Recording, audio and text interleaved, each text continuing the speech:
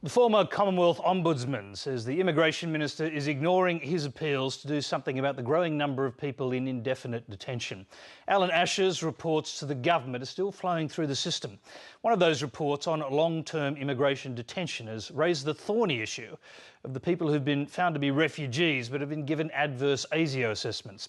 The federal government says it's still working out a plan for refugees with adverse security assessments, but Alan Asher says the government has no idea what to do. Karen Barlow reports.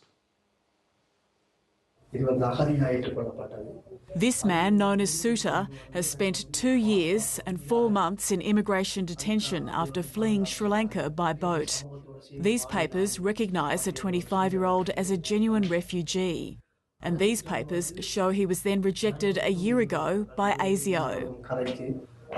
Security clearance has been denied. It says I cannot assimilate in the Australian society. This interview was conducted inside Villawood Detention Centre on the ABC's behalf. Suta says immigration detention is like prison.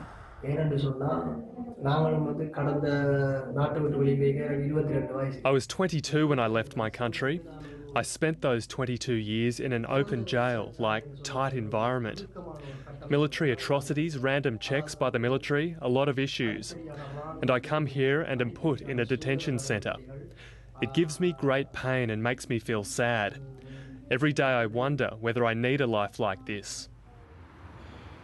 It's ASIO's policy not to reveal the reasons for an adverse security finding, and there's no avenue of appeal.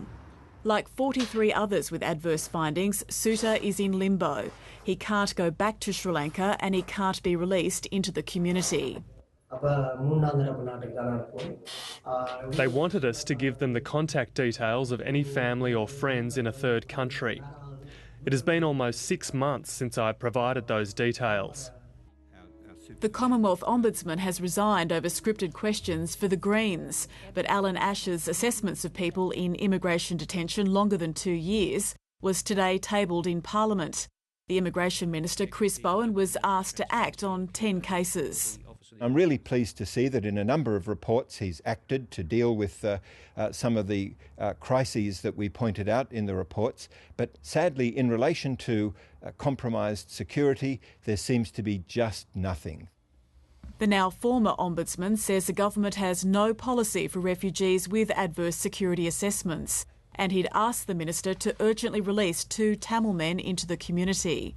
Both have reported histories of torture and trauma, and there are concerns for their welfare. It's just got to be resolved. We can't have more and more people tumbling into this unappealable morass where who knows what's going to become of them. They certainly don't.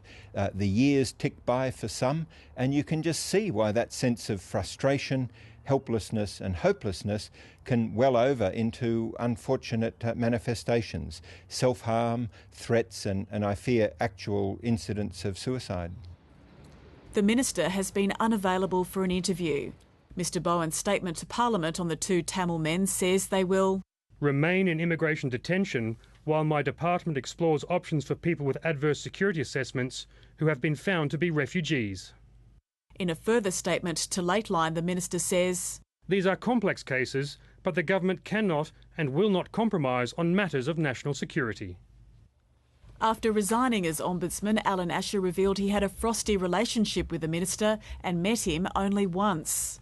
I've sent now lots of reports to the Minister calling on him to do something, to come up with a policy, to act on these things, but so far none of the reports tabled in Parliament show that the government has any idea about what to do. That seems to be the government's response, dismissive, don't want to think about it, don't want to do anything. Well, we do need to do something with these people because we can't leave them languishing in detention forever. More reports from the Commonwealth Ombudsman's office are due to be tabled in Parliament soon. Karen Barlow, Lateline.